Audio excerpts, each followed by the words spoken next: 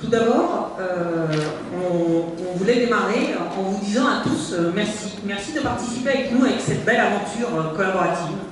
Voilà. Le FACLab, c'est d'abord les gens qui le font, et c'est donc vous. Et donc c'est vraiment quelque chose pour nous d'important d'être là aujourd'hui avec vous, et d'autant plus qu'on est absolument ravis, parce que je crois qu'avec Laurent, quand on a présenté le projet la première fois à l'UCP, ça faisait déjà longtemps qu'on essayait de monter un Fab Lab ailleurs, la Forge des possibles en Vendée, comme la plupart d'entre vous le savent, et que comme beaucoup de porteurs de projets, puisqu'il y en a un certain nombre dans la salle, on a beaucoup galéré, faut bien le dire, mais on reparlera de ça après.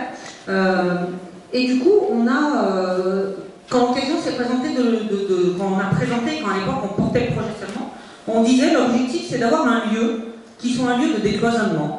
Et ce lieu de décloisonnement, bah, aujourd'hui, quand on voit que le monde économique, le monde citoyen, le monde pédagogique, le monde de la recherche et le monde politique sont tous dans cette salle aujourd'hui, y compris avec des enfants, toujours des fidèles parmi nous. Voilà. Ben, on est évidemment, je crois, ravis de voir ce bel amphi en ce début de journée. Voilà, merci. Alors, on a... Je vais se présenter dans ce cas, désolé. Voilà. Alors, j'aurais quand même une question, donc... Anne-Sophie, je vais te laisser te présenter. Par contre, nous, on a quand même une question, c'est... Comment... Je passe le micro. Pourquoi est-ce que l'UCP a dit oui, quoi? Parce que quand même, c'était... voilà. On peut dire, hein, on a proposé le projet pendant 2 ans avant sur d'autres territoires, et on le sait, la question des locaux, la question du premier salarié est cruciale, et la réussite du FACLab aujourd'hui, c'est cette grande chance que l'UCP ait accueilli ce beau projet.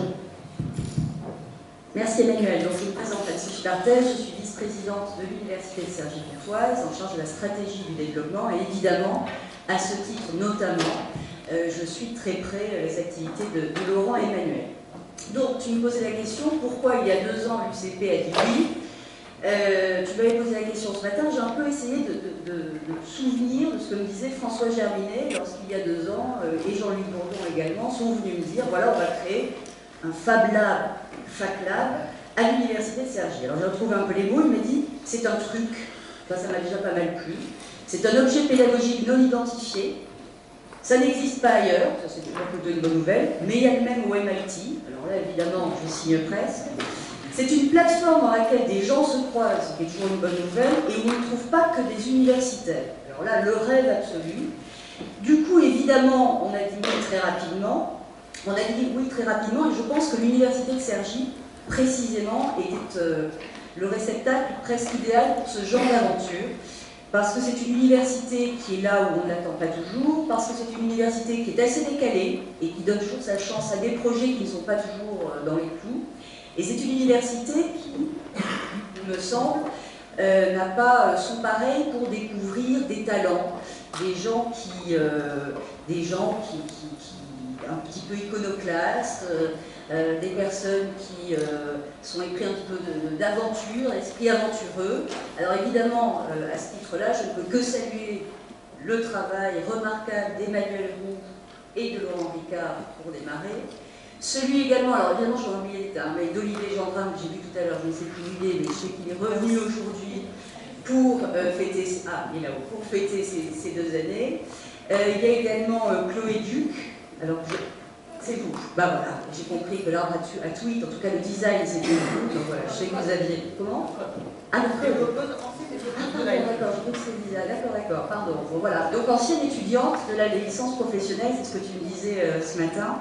Et puis Adèle Péniche, que je ne suis pas sûre d'accord, d'accord, je vous connais, de connaître, mais voilà, Emmanuel m'a rappelé votre petite histoire, ou plutôt votre grande histoire avec le FACLab, et je trouve que, voilà, vous la rencontrez peut-être tout à l'heure, vous avez pris un bateau un jour, vous êtes allé aux États-Unis, vous avez vu écrit un panneau avec écrit Fab Lab, vous êtes rentré en France et vous avez tapé sur internet Fab Lab pour voir où ça se trouvait. C'est celui de Gennevilliers qui est sorti en tout premier lieu, vous avez toqué à la porte et aujourd'hui, vous êtes, je crois, ultra impliqué dans ce Fab Lab et qui vous doit évidemment beaucoup.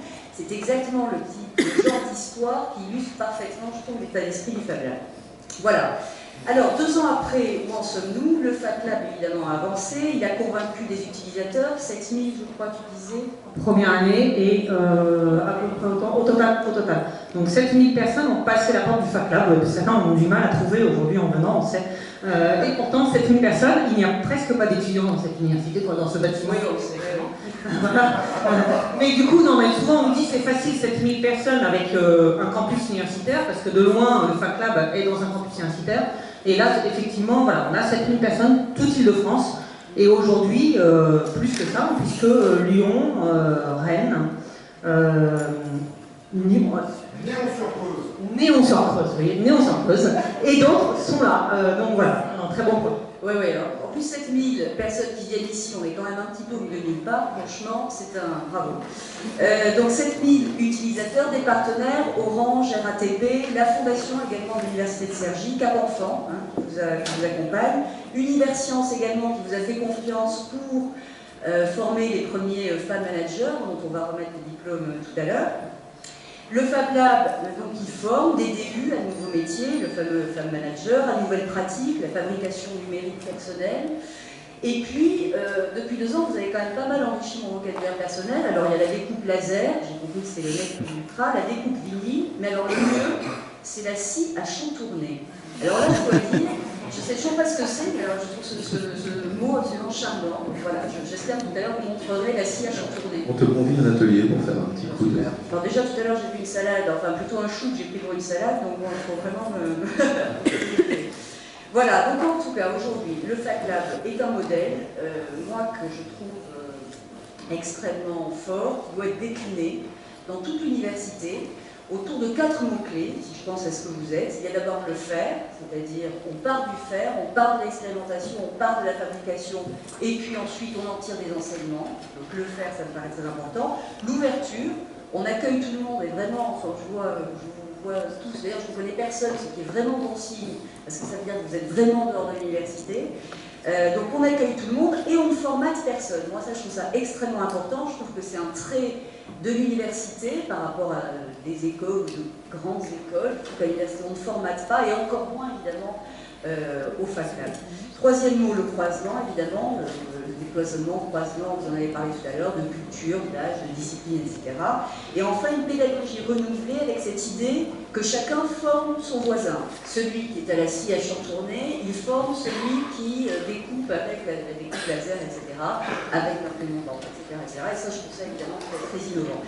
Et il me semble que ces 4 mots, donc faire, ouverture, croisement, pédagogie renouvelée, il faut qu'ils irriguent finalement toutes les strates de l'université, et de l'université de Cergy en particulier, et qu'en naîtront 3 valeurs, 3 principes fondateurs qui me paraissent importants, qui sont la créativité, l'innovation et l'esprit d'entreprendre au sens large. Donc bravo, j'étais ravie d'être avec vous aujourd'hui.